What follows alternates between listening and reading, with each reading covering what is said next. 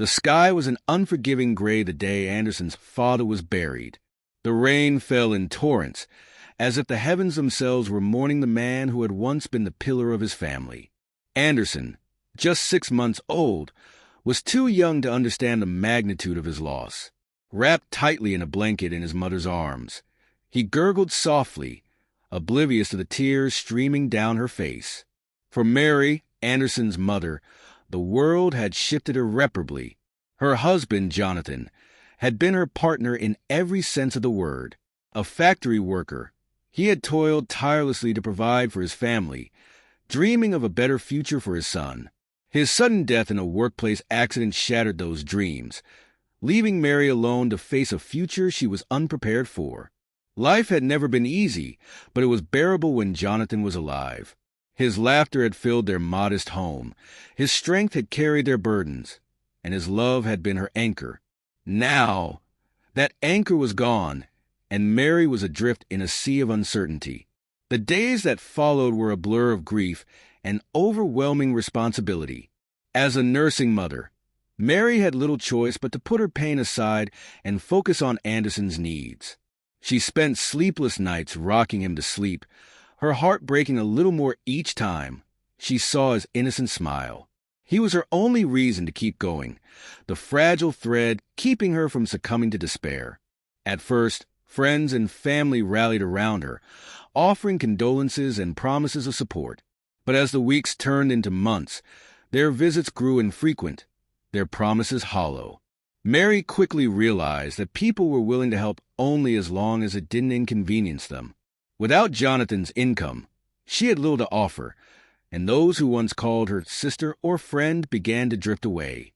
Mary tried to return to work, but the demands of caring for a newborn made it nearly impossible. She took up small sewing jobs from home, but the income was barely enough to buy formula and pay rent. Bills piled up, and eviction notices became a constant threat. Despite the odds, Mary remained determined. She would sit by the window at night, sewing by the dim light of a candle, whispering prayers for strength. Her love for Anderson was her driving force, and she vowed to give him a chance at life, no matter how bleak their circumstances seemed. As Anderson grew, so did his awareness of their struggles. By the time he turned 4, he was a bright and observant child, always asking questions and offering to help his mother. He would hand her thread while she sewed, bring her water when she was tired, and sing little songs to make her smile. Mary often marveled at his resilience. "You're my little man," she would say, ruffling his curly hair. Anderson would puff out his chest proudly, determined to be strong for his mother. But even Anderson's youthful optimism couldn't shield him from the harsh realities of their life. He noticed how thin his mother had become, how often she coughed at night, and how her hands trembled when she worked. He saw the worry in her eyes when they sat down to meals, the portions growing smaller each day. One cold morning, Mary collapsed while trying to make breakfast. Anderson, terrified, shook her shoulder, calling out, "Mama, Mama, wake up!" When she finally stirred, she assured him it was nothing, but Anderson knew better. His mother was sick, and no one was coming to help. The community around them had long since turned a blind eye to their plight. Neighbors who once borrowed sugar from Mary now pretended not to see her when she passed. The local church, overwhelmed with its own struggles, offered kind words but little else. Anderson didn't fully understand why they were alone, but he felt the weight of it. He wished he could make things better for his mother. He wished he were bigger, stronger, capable of doing more than just handing her thread and singing songs. Unbeknownst to him, a storm was brewing, one that would test the limits of their bond and change their lives forever. As days turned into weeks, Mary's condition worsened. Her once strong hands, skilled with a needle and thread, trembled as she struggled to finish even the smallest tasks. She would often sit by the window, staring out at the world she once felt a part of, her breath shallow and labored. The pain in her chest and the pounding in her head were constant reminders that her body was failing her. Anderson noticed everything. He watched as his mother's usually tidy hair became unkempt, as her meals grew smaller, until she stopped eating entirely, claiming she wasn't hungry. He noticed how she winced when she moved and how she stayed in bed longer each morning. One evening, as Mary lay on their worn-out mattress, Anderson climbed onto the bed beside her. "Mama," he whispered, his small hand resting on hers. "Are you going to be okay?" Mary forced a smile, though tears burned at the corners of her eyes. "Of course, my love," she replied, brushing his cheek with trembling fingers. "Mamas don't get sick for long. I'll be up and sewing again soon." But Anderson wasn't convinced. He had seen the way she gripped her head in pain, the way she coughed until she couldn't catch her breath. He didn't know much about sickness, but he knew his mother needed medicine. The following morning, Mary's condition reached its lowest point. She could barely lift her head from the pillow, her voice a faint whisper. Anderson brought her a cup of water, but she couldn't even hold it.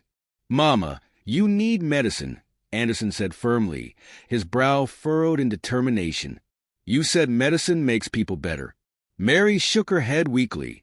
"We don't have money for medicine, Anderson. Don't worry about me." But Anderson couldn't accept that.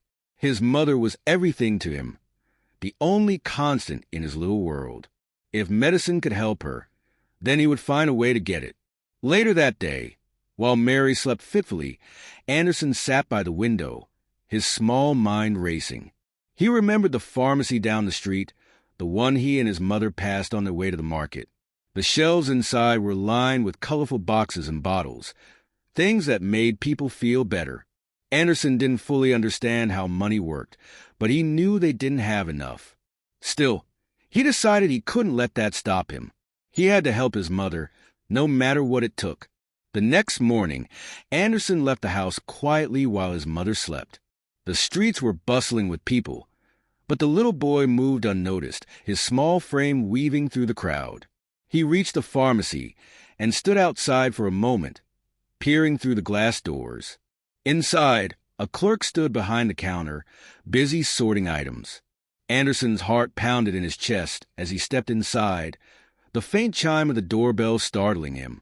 He tried to stay calm, his wide eyes scanning the shelves. Then he saw it, a small box with the word paracetamol written in bold letters. Anderson didn't know what it meant, but he recognized it from the few times his mother had bought medicine. He inched closer, pretending to look around as the clerk walked to the back of the store. His tiny hands reached up, grabbed the box, and tucked it under his shirt. His heart raced as he turned and hurried toward the door, hoping no one had seen him. As he stepped outside, relief washed over him. He had done it. He had gotten the medicine. But what Anderson didn't know was that a CCTV camera had captured everything. Later that afternoon, the pharmacy clerk reviewed the footage and noticed the theft.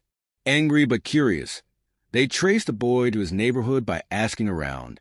It wasn't long before they found Anderson's small house. When they knocked on the door, Mary struggled to answer, leaning heavily on the doorframe.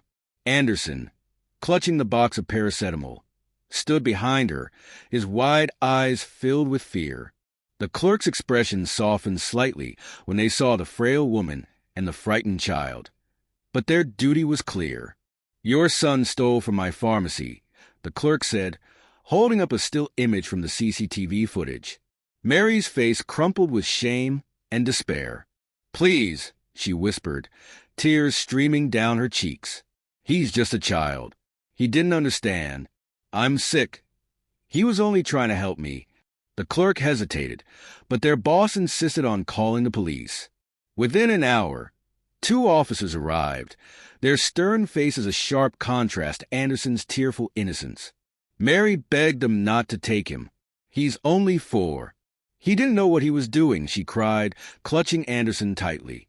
But the law was the law, and Anderson was taken away, his small hand slipping from his mother's grasp as he was led to the police car.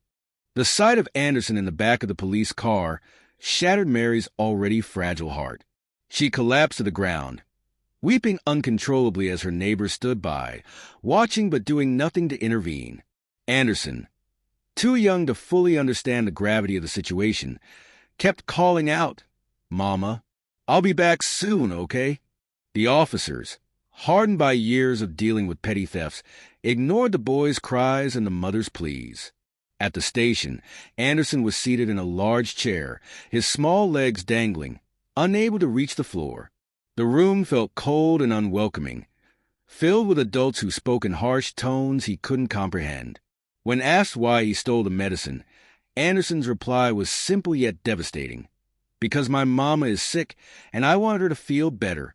His innocent confession drew murmurs from some officers, but the law prevailed. A file was opened against Anderson, and the case was escalated to juvenile court. Mary was allowed one brief visit before the hearing. When she saw her son sitting behind a metal gate in a holding room, she fell to her knees, clutching the bars. "I'm so sorry, my baby," she sobbed, her voice breaking. "I failed you." Anderson, confused but eager to comfort her, placed a small hand over hers.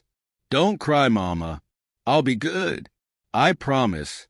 The courtroom was packed the day of Anderson's hearing. News of a 4-year-old boy being tried for theft had spread, drawing reporters, activists, and curious onlookers. Mary, now visibly weaker, sat in the front row, clutching a handkerchief and praying for mercy. The prosecutor painted Anderson's actions as a crime, citing the need to uphold the law regardless of age. Theft, no matter the reason, cannot be excused, they argued. The defense, appointed by the court, struggled to make a compelling case.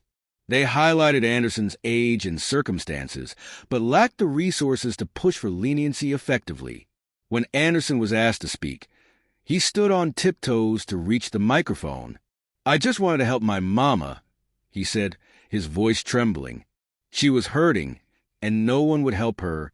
His words caused a wave of emotion to ripple through the courtroom. Even the judge, a stern man known for his strict adherence to the law, seemed momentarily moved. Despite this, the verdict was harsh. Anderson was sentenced to 5 years in a juvenile detention center, with the justification that it would teach him the consequences of his actions. Gasps echoed through the courtroom, and Mary fainted on the spot. Anderson's first days in the detention center were terrifying. The environment was harsh, filled with older boys who had grown used to the system's brutality. Anderson, with his small frame and innocent heart, was out of place. But even in this grim setting, his kind nature began to shine. He helped the staff by cleaning and comforted other children when they cried. The staff began to notice his gentle demeanor, and one of the officers, a middle-aged man named Officer Gerald, took a special interest in him. Meanwhile, Mary's health continued to decline. Her guilt over Anderson's situation consumed her, and without her son, she lost the will to fight her illness. She wrote him letters, which Officer Gerald read to him, as Anderson was still too young to read. As Anderson's case gained more attention, activists and journalists began to question the justice system that would imprison a child for such a minor offense. A young journalist named Clara published a heart-wrenching article detailing Anderson's story, calling it a failure of humanity. The article went viral, sparking protests and petitions demanding Anderson's release. Legal experts and human rights advocates joined the fight, arguing that the punishment was not only excessive but also unjust. A prominent lawyer, Mr. Thomas Ease, offered to represent Anderson pro bono. He filed an appeal, arguing that the child's actions were driven by desperation and love, not criminal intent. Months later, the appeal was heard in a higher court. The new panel of judges, swayed by public opinion and Mr. Ease's compelling arguments, overturned Anderson's sentence. The courtroom erupted in applause as the judge declared, "This court finds that justice must be tempered with compassion.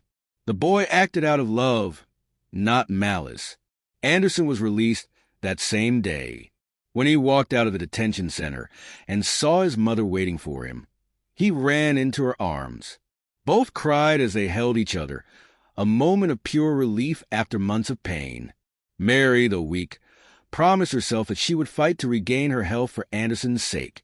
With the help of kind strangers and community support, they began to rebuild their lives. Anderson's story became a symbol of resilience and the need for systemic change. Laws were reviewed to ensure that such injustices would never happen again, and programs were created to support struggling families like Mary's. As Anderson grew older, he remained close to his mother, cherishing her sacrifices and the bond they shared.